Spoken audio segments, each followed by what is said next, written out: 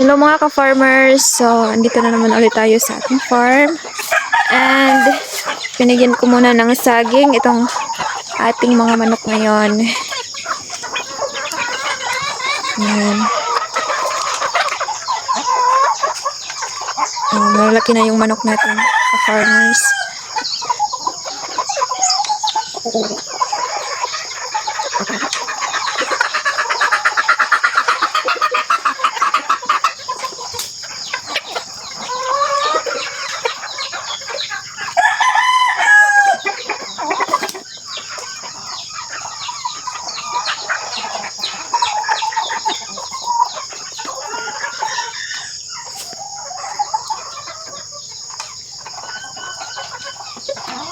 And bibigyan din natin yung mga pabo ng saging. Here.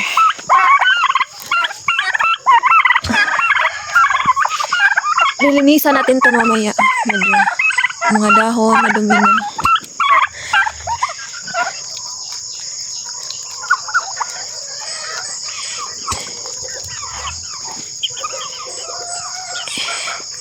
Yan, hindi na sila nag-aaway. Sa una lang sila nag-aaway.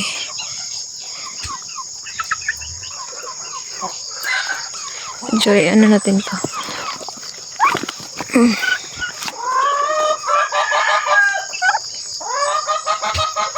Lakas kumain.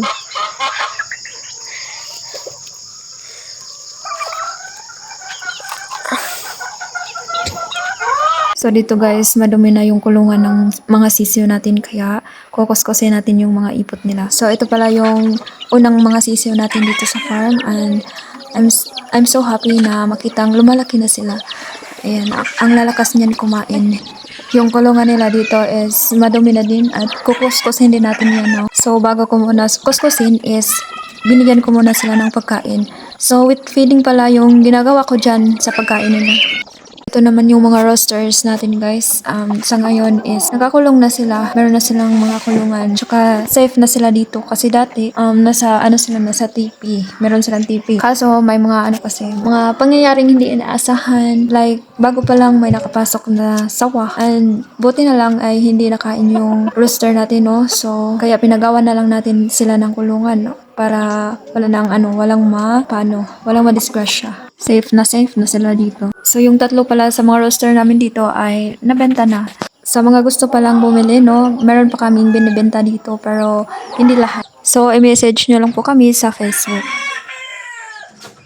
Meron din akong kinulong na hen dito.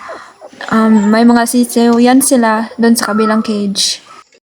Dito din yung isa kong hen, meron niyang 5 sisiyo. Dito din sa baba yung isang roster natin, no, bata pa to. Bigay to ng kapatid namin. So mga ka-farmers, medyo nalinis na natin yung farm, no. Ayan.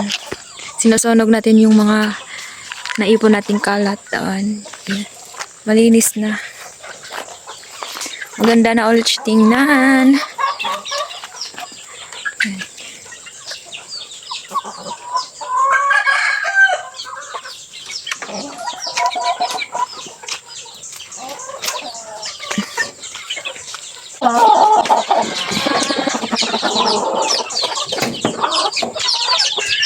Malinis na ulit yung farm.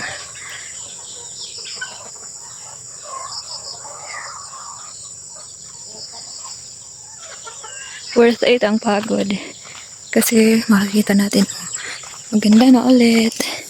Wala na yung mga daming dahon. Hindi na madumi tingnan. Yan.